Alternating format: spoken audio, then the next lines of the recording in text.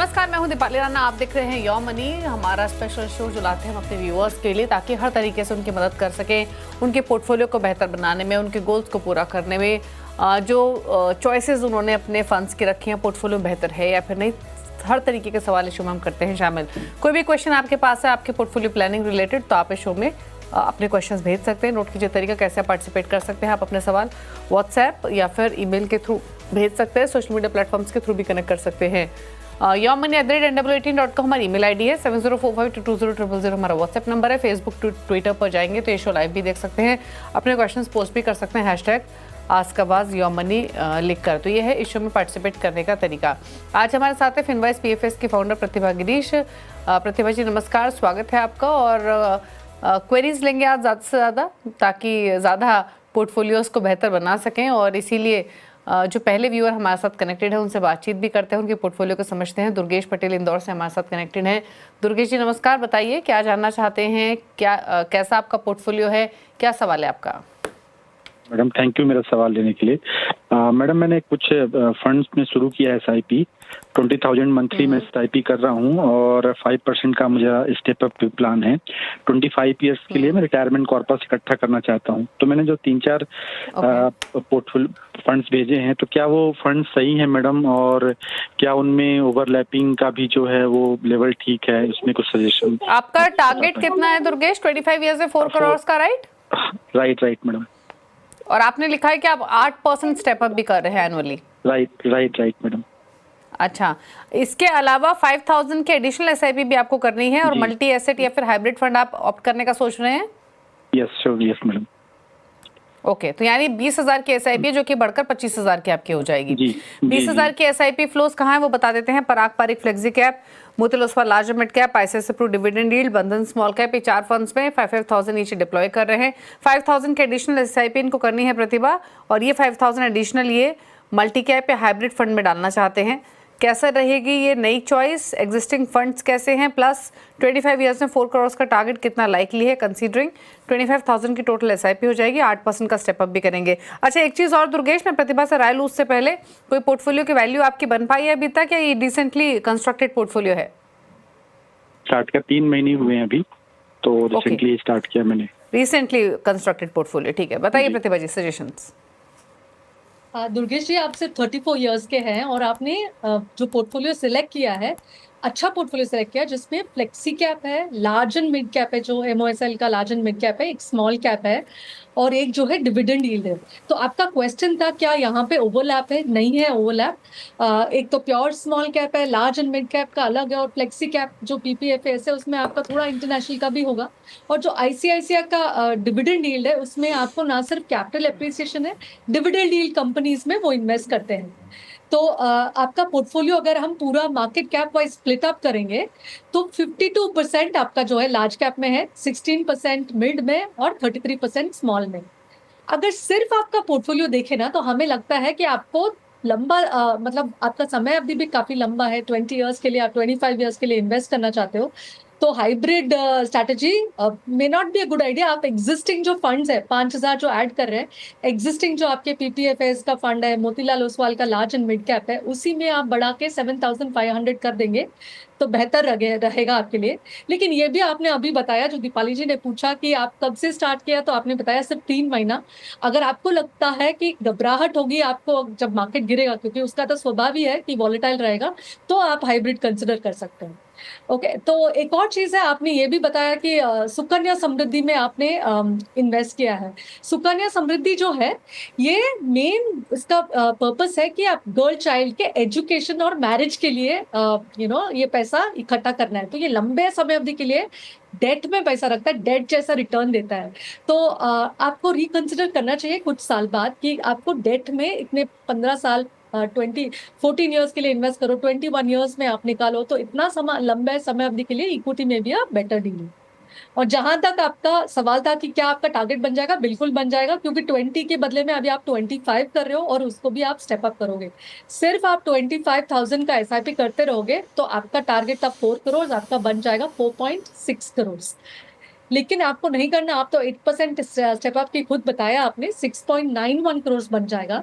तो आज की तारीख में लग सकता है कि ये तो इतना सारा पैसा बन रहा है, लेकिन आप याद रखिए कि ये पैसा जो मिलने वाला है वो 25 साल बाद मिलने वाला है, और 25 साल बाद 6.91 का जो वैल्यू, आज की तारीख का वैल्यू है, वो सिर्फ 1.27 है।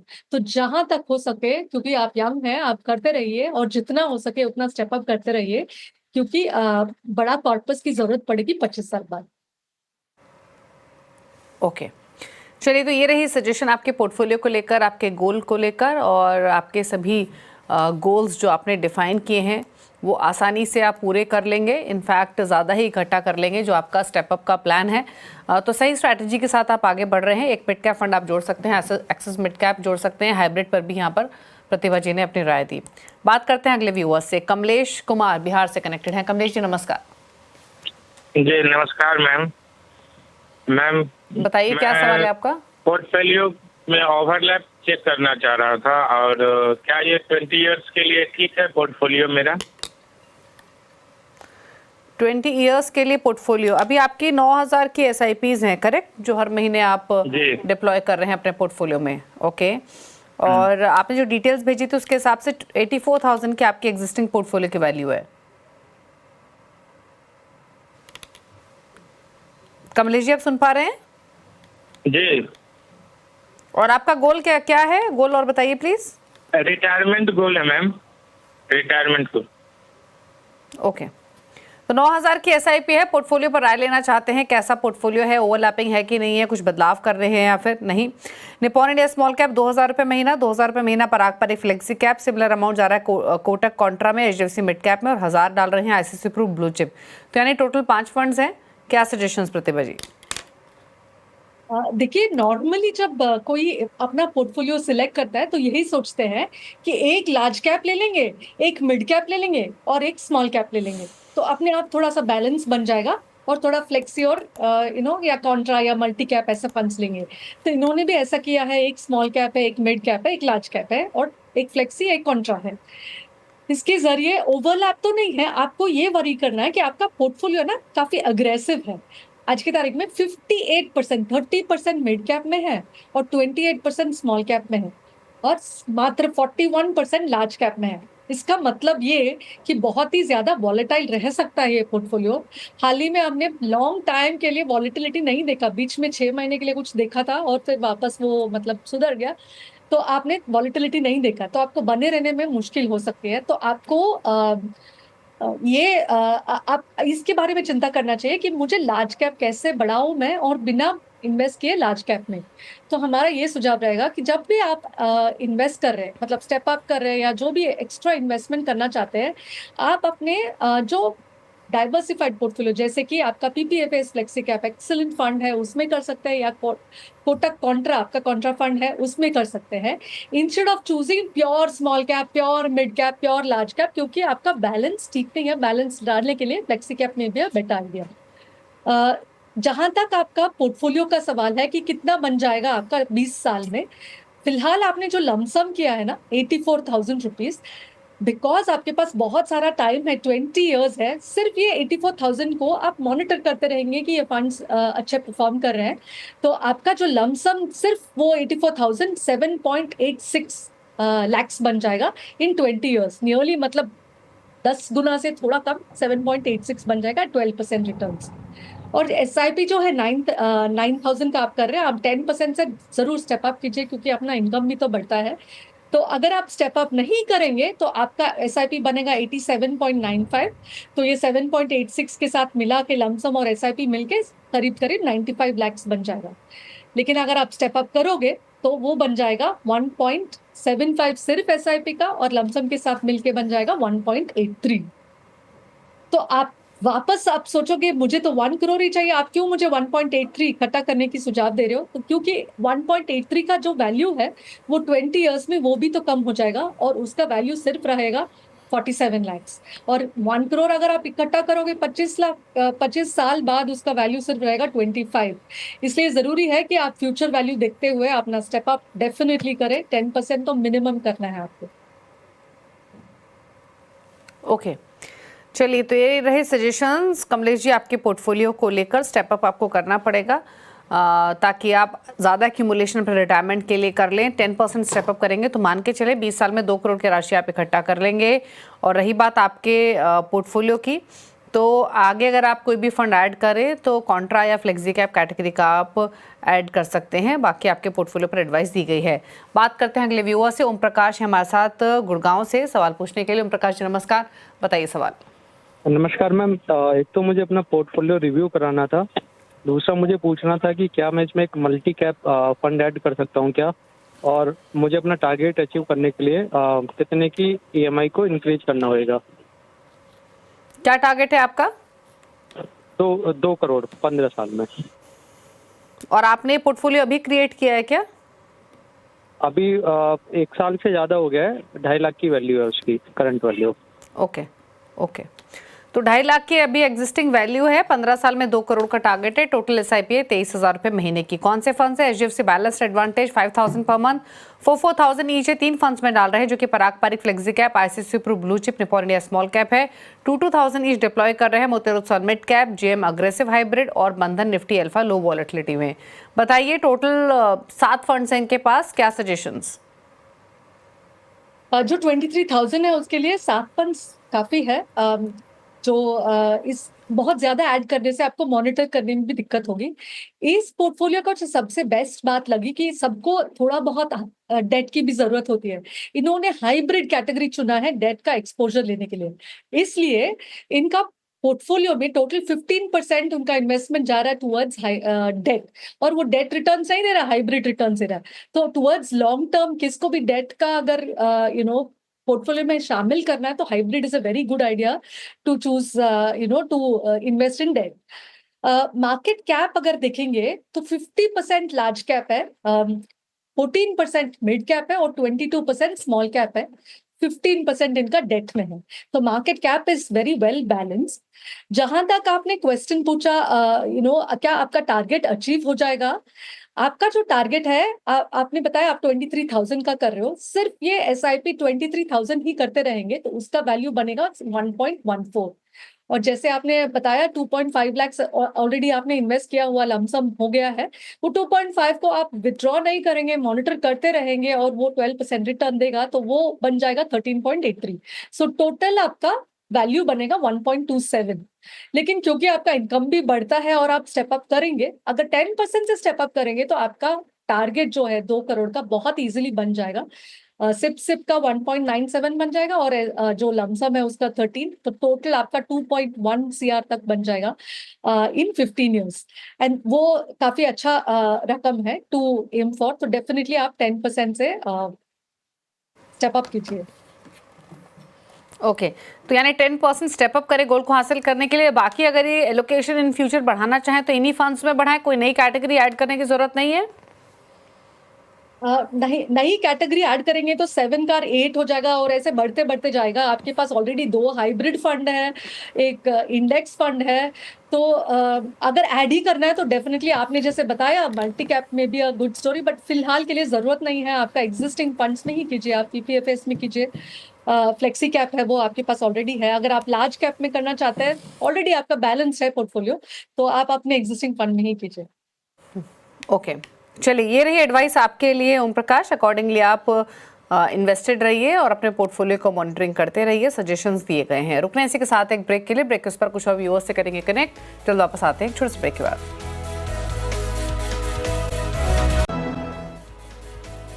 आप देख रहे हैं योर मनी। हमारे साथ प्रतिभा गिरीश मौजूद हैं आपकी सभी क्वेरीज को आंसर करने के लिए। बात करते हैं कुछ और व्यूअर्स से और अगले व्यूअर हमारे साथ करण अरोड़ा कनेक्टेड है पंजाब से सवाल पूछने के लिए। करण नमस्कार, बताइए क्या सवाल है आपका?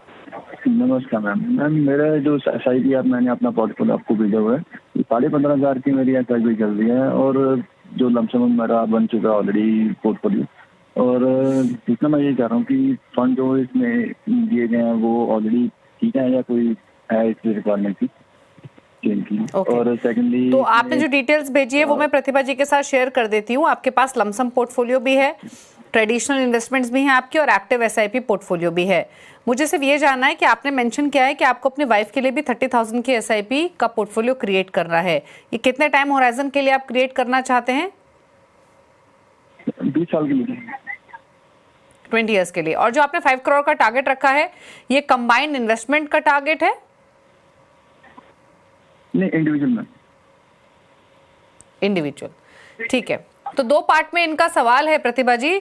इनका एक्टिव पोर्टफोलियो जो है करण जी का, वो है Parag Parikh flexi cap 3000 DSP small cap पे, 2000 कोटक फ्लेक्सी कैप में, 2500 Mirae asset large and mid cap, 2500 each Nippon India multi cap, Motilal Oswal mid cap. यानी जो एक्टिव एसआईपी है वो 15,000 रुपए महीने की है, सालाना 10% का स्टेप अप कर रहे हैं। लमसम डिप्लॉय किया हुआ है लगभग 5.5 लाख एचडीएफसी मिड कैप में, 15,900 एसबीआई मैग्नम ग्लोबल में, 32,000 क्वांट ईएलएसएस में, 34,000 यूटीआई फ्लेक्सी कैप में।